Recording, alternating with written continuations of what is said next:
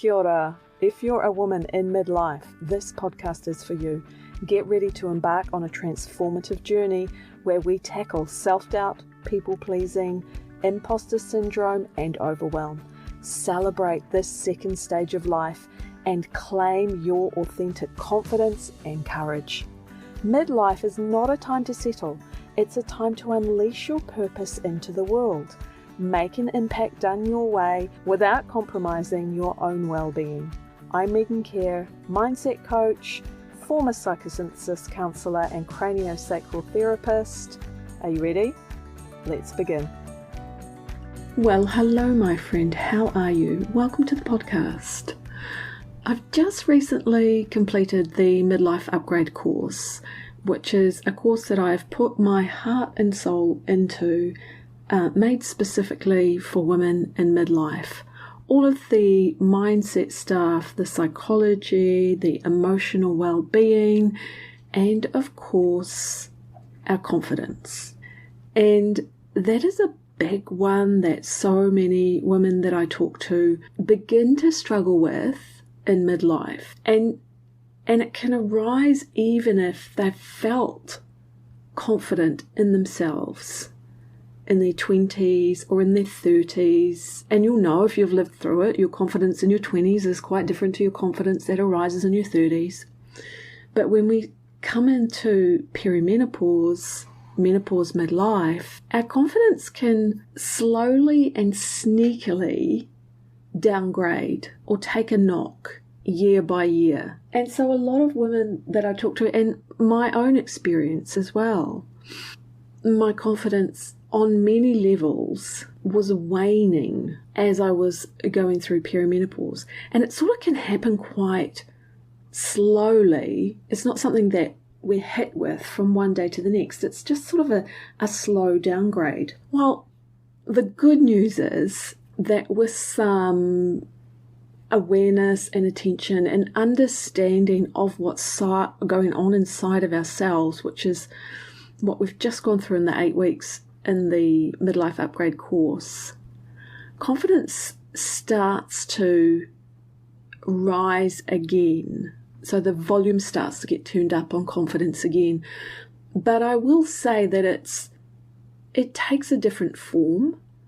It shows up differently in midlife. And so I have been calling it authentic confidence. And we know there's lots of different ways to think about confidence.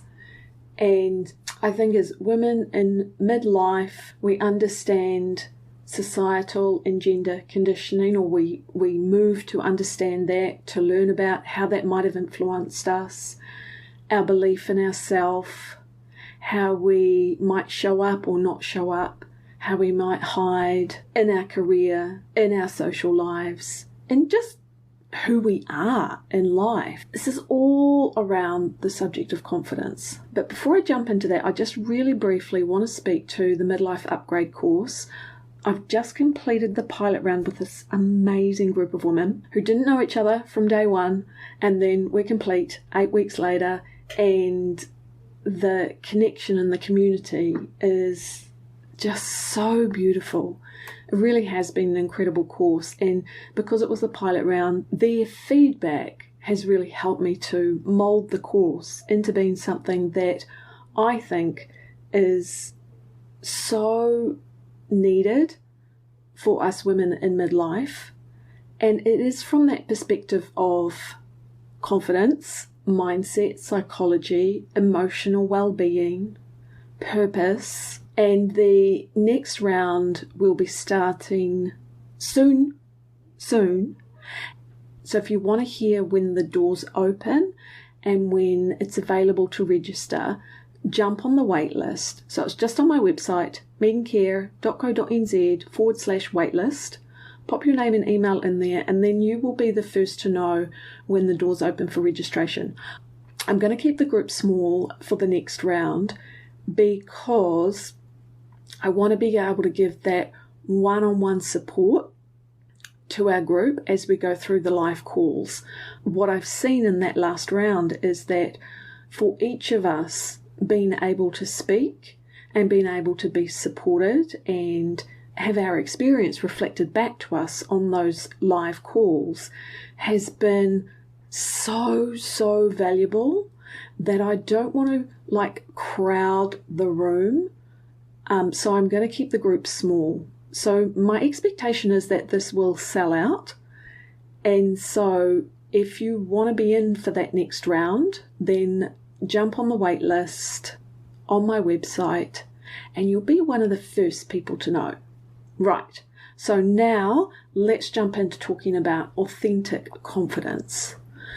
So we cover a lot of modules in the course, and the very last one is actually authentic confidence, because I believe that there is so much that are the building blocks for authentic confidence. And some of those include looking at perfectionism, boundaries, myths around aging, the voice and the patterns of the inner critic, deconstructing conditioning, gender conditioning, what it means to be a woman in our society, in our culture, our upbringing, our younger parts, our history. There's so many building blocks that really lay the foundation for authentic confidence.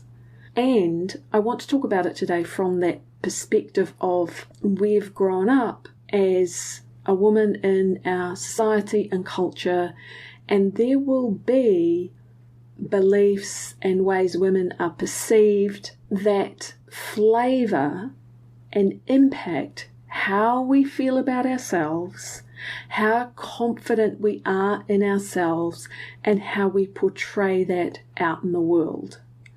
And because it is about our gender and social conditioning, it's actually really hard to see until you start unpacking it and looking at ways that you think about yourself and ways you show up in the world, and taking that broader view, and if you can, stepping back and seeing it from, as best as you can, a neutral perspective, and questioning, is this actually really true? Is this still serving me?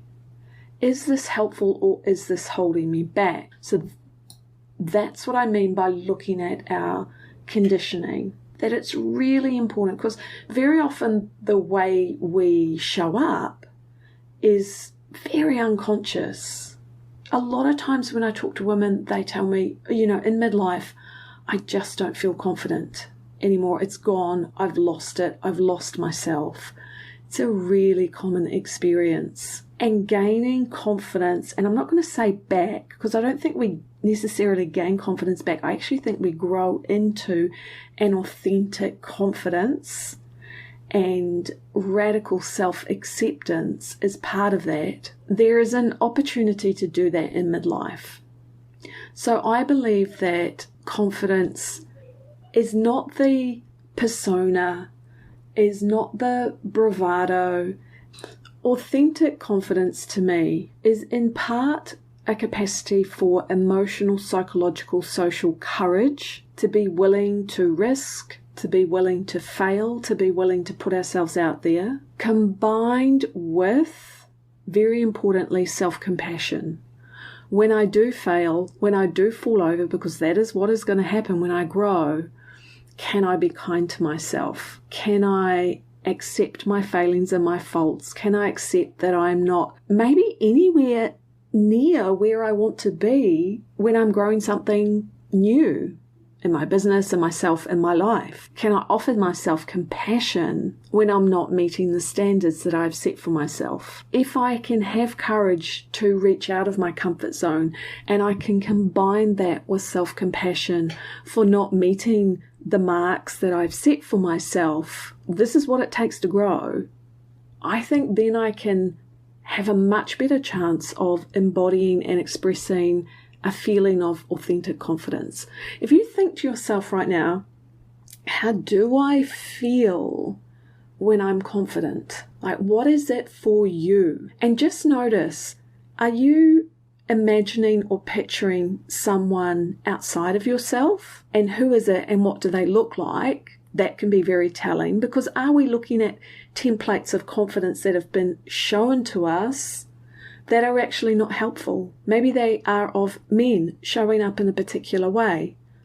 There's no way I'm going to be comfortable in my own skin trying to template off that kind of resonance of confidence. That is not for me. But when I tune into myself and I notice, what does confidence feel like in me? Well, what does it feel like in you? What is that sensation in your body? Is it possible for you to imagine it now? Even if you're not feeling it, can you imagine what that might be like? Is there a sensation in your chest, in your heart area? Is it open? Is it flowing? Is there breath flowing into your body? Is your gut and your belly relaxed? Are you feeling your legs and your feet on the ground and the floor? Are you feeling like really embodied? And then when we consider, well, what is it like if I take that sensation, that bodily experience of authentic confidence out into my world and out into my relationships? How does that open up my life? I think for many of us, because of our conditioning, we tend to wear this cloak of what we think confidence should be. This is what we've been shown, but that cloak doesn't fit us. Maybe it did once, but it definitely doesn't fit us anymore. And we need to discard it and find, what is confidence for me? And confidence is not a destination. It's not a place that we get to and it remains forever. I think of it more as a quality that I'm going to bring with me. I'm willing to open to courage, self-compassion, that is going to give me a good basis for authentic confidence that can walk with me in my life. And because of the changes of our hormones when we go through perimenopause, our brain is actually changing its pathways and the way it functions. And so whilst going through that time, we might actually feel that our confidence is downgrading. This is actually a beautiful opportunity for us to grow a new level of authentic confidence. Because if you think of those pathways, they're being built up and they're being torn down because we've got that fluctuations of hormones in perimenopause. So no wonder we walk around and live our lives thinking, who the hell am I? What is happening here? Because these connections in our brain are changing and changing quite dramatically over a number of years. This is challenging. However, it gives us an incredible opportunity to grow into authentic confidence and the woman that we want to be for the rest of our lives, or just the person that we want to be for the rest of our lives. So we need to have a look at what is our social conditioning around being a woman. For me, there were certain tasks and roles in the family and community as a woman that I really had to look at and go, well, no, that's not for me. I'm not satisfied being that person. I don't want to be that person. And I had to unwind that, which is the task of each generation of being a human, right? We need to look at unshaming emotions, because again, this is something that hasn't really been templated to us. If you're a woman in midlife now, chances are your parents or whoever supported you when you were growing up didn't really have, most likely, a healthy relationship with their emotions. And so there's a lot of shame for us around emotions until we start unpacking that and really being okay with the emotions that show up in us. That is something else that we're learning. We're practicing self-acceptance and self-compassion. These are the building blocks. And the first step is to decide. We make a decision. This is my time for growing my own version, my own resonance of authentic confidence. I am going to decide that. No one else can do that for me. I'm taking this for myself. This is important for me. We make that decision. And then the next stage is information. So it's more of that heady, mind-based stuff. What does authentic confidence mean to me? What has my upbringing taught me about confidence? What do my behaviors show me about my own authentic confidence? And gathering information or understanding around, well, what does authentic confidence look like? What would it say? How would it behave? what would it try? And so that we understand that more fully within our mind. And then the next stage is embodiment of authentic confidence. And this is the piece I think that is a lifelong journey, because you might, on one level, generate confidence, enough confidence to step out of your comfort zone, and then you're trying that new thing. And then what happens with that confidence? It drops down, right? And then we're back with that beginner's mind, learning again, and it's all really bloody hard. But then you grow that confidence within that area. That's a normal, rhythm of a life where we're continuing to evolve. But on that level of embodiment, we're not just able to cognitively be aware of what authentic confidence is, how it behaves, how it relates, but we're actually starting to have moments where we feel that within ourselves. And so we might start out feeling that within ourselves when we're by ourselves, or when we're with someone who we really trust, who reflects back to us or holds space for us in a really neutral way, or a positive, affirming way. And then we might get to that next stage where we've been with someone who, or we've been interacting with someone who maybe we feel intimidated by in the workplace in a professional capacity. And as our authentic confidence grows within us, we start to notice that how we relate to that person has started to change for the better. Maybe there was a lot of people pleasing going on. Maybe there was a lot of hiding. Maybe there was a lot of trying to make them notice us or to praise us, even unconsciously. Maybe that drops away. Or maybe we felt threatened when we were around that person. Maybe the next stage for us when we're embodying that authentic confidence is that we feel neutral with them. Or we might feel more empowered and get annoyed by how they relate to us and stand up for ourselves. I've seen that happen for clients, and it is such a beautiful thing where we have enough of that authentic confidence. It's showing up on that day, and we stand up for ourselves with someone who we would not have done that with in the past. And then that person might get relationally, that's surprising because your behavior changes, but then they're learning how they are going to be around you, because they can see where your boundaries are, and they can see what you will tolerate and won't tolerate, what's okay and what's not okay, where your no is. And you'll be more willing to express your no in a neutral way, without needing to over-explain yourself, without it needing to be really aggressive. Sometimes that can come through when we're trying to really bolster ourselves up when the no is difficult. It can get a bit overly complicated, or we can be in a difficult, conflicted conversation with someone, and at some point we might feel neutral, and at other points we might feel shaky, but we're also able to be embodied within ourselves, to feel our body, to feel what's happening with our heart rate, to find our voice even though it's difficult. These are expressions of authentic confidence, and it is available for all of us. Midlife is often a time for women when our confidence has a bit of a nosedive, but there's also a promise in that and an opportunity in that we can rewire the pathways and actually create new pathways so that we can grow into this experience and this quality of authentic confidence that is, more authentic, right? And when something is more authentic, we don't have to work as hard for it and with it. We don't have to posture as much or at all. We don't have to perform confidence.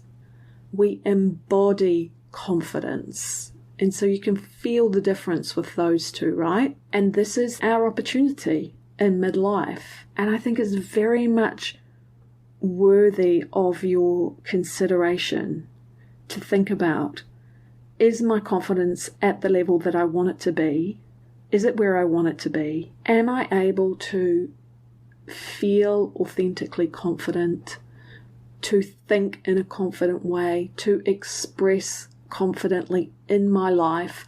Maybe not all the time, because we're always human. There's always going to be tough days or difficult situations, and we don't have to be on 100% of the time, right? But am I able to access that authentic confidence? Can I really come home to me and know that I am okay?